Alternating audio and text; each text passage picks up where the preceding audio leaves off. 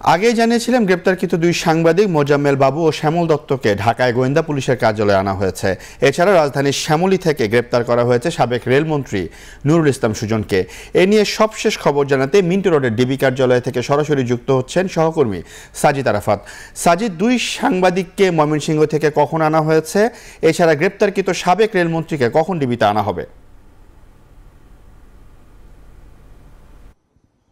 Seoul, আপনি যে বিষয়টি বলছিলেন যে দুজন সিনিয়র সাংবাদিক তাদেরকে ময়মনসিংহ থেকে আটক করা হয়েছে এবং তারপরে কিন্তু গোয়েন্দা যে অফিস, ডিবি অফিস যেটাকে আমরা বলি, সেখানে কিন্তু রাত 11টায় নিয়ে আসা হয়েছে। একটু জানিয়ে রাখি যে সোমবার ভোর 6টার দিকে ময়মনসিংহের ধোবাউড়া সীমান্ত থেকে সাংবাদিক শ্যামল দত্ত, যিনি ভোরের কাগজের সম্পাদক ছিলেন, এবং ৭১ টেলিভিশনের ব্যবস্থাপনা পরিচালক মোজাম্মেল বাবু, এই দুজনকে কিন্তু আটক করা হয় এবং বলা হয় যে তারা আসলে সীমান্ত পাড়ি দিয়ে ভারতে প্রবেশের চেষ্টা করছিলেন। ঠিক সেই সময় পুলিশ তাদেরকে গ্রেপ্তার করে এবং পরবর্তীতে এই ডিবি অফিসে আনা হয়েছে রাতেই, এবং সেখানেই তারা এখন অবস্থান করছেন এবং এখান থেকে হয়তো আগামীকাল তাদেরকে আদালতে তোলা হতে পারে বলে এমনটি আমরা জানতে পেরেছি। এবং বলে রাখা ভালো যে ছাত্র আন্দোলন, যেটি গণ অভ্যুত্থান চলছিল পুরো জুলাই আগস্ট জুড়ে, 5 আগস্টের আগ পর্যন্ত ছাত্রদের যে গণ অভ্যুত্থান, সেই গণ অভ্যুত্থানের সময় জাতীয় স্বার্থবিরোধী বা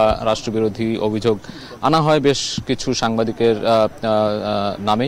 তাদের মধ্যে অন্যতম দুজন ছিলেন শ্যামল দত্ত এবং মোজাম্মেল বাবু, এবং বলে রাখা ভালো যে তাদেরকে এখানে হেফাজতে রাখা হয়েছে এবং পরবর্তীতে আদালতে তোলা হবে। এবং আরেকটি বিষয় জানিয়ে রেখে যে আজ রাতে 11টার দিকেই কিন্তু সাবেক যে রেলমন্ত্রী নুরুল ইসলাম সুজন, তাকেও কিন্তু গ্রেপ্তার করা হয়েছে। শ্যামলীর যে স্পেশালাইজড হসপিটাল রয়েছে সেখান থেকে তাকে আটক করা হয়েছে এমন তথ্য আমরা পেয়েছি, এবং পরবর্তীতে তাকে কোনো একটি মামলায়, হয়তো বা কোনো ছাত্র হত্যা মামলার তিনি এজাহারভুক্ত আসামি ছিলেন আমরা জানতে পেরেছি, এবং তাকেও কিন্তু পুলিশ হেফাজতে নিয়ে রাখা হয়েছে। তবে ডিবি কার্যালয়ে এখনো আনা হয়নি। তাকে কখন আনা হবে সেটি হয়তো আমরা পরবর্তীতে ডিবি কর্তৃপক্ষ যারা আছে তাদের সাথে কথা বললে হয়তো আমরা জানতে পারবো। তো মোটা দাগে এই ছিল এখানকার যে মূল বিষয়। তাদেরকে, এই দুই সাংবাদিককে ডিবি হেফাজতে রাখা হয়েছে। পরবর্তীতে তাদেরকে আদালতে তোলার যে বিষয়টি, সেগুলো হয়তো বা আগামীকাল তাদের সেই কার্যক্রমগুলো হবে।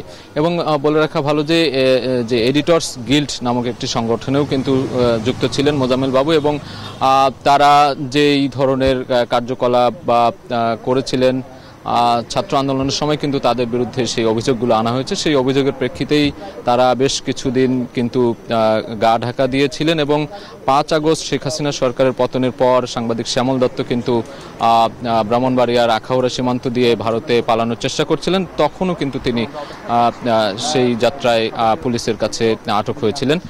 সব মিলিয়ে ময়মনসিংহ দিয়ে ভারতে পালিয়ে যাওয়ার সময় কিন্তু পুলিশ তাদেরকে আটক করে এবং বর্তমানে ডিবি হেফাজতে রয়েছে। এই ছিল আসলে এখানকার সবশেষ তথ্য আমার কাছে। সিউল। দর্শক, গ্রেপ্তারকৃত দুই সাংবাদিক মোজাম্মেল বাবু, শ্যামল দত্তকে ঢাকার গোয়েন্দা পুলিশের কার্যালয়ে নিয়ে আসা হয়েছে এবং একই সাথে সাবেক রেলমন্ত্রী নুরুল ইসলাম সুজনকেও কিন্তু আনা হবে। এই সকল বিষয়ে বিস্তারিত জানাচ্ছেন আমাদের সহকর্মী সাজিদ আরাফাত।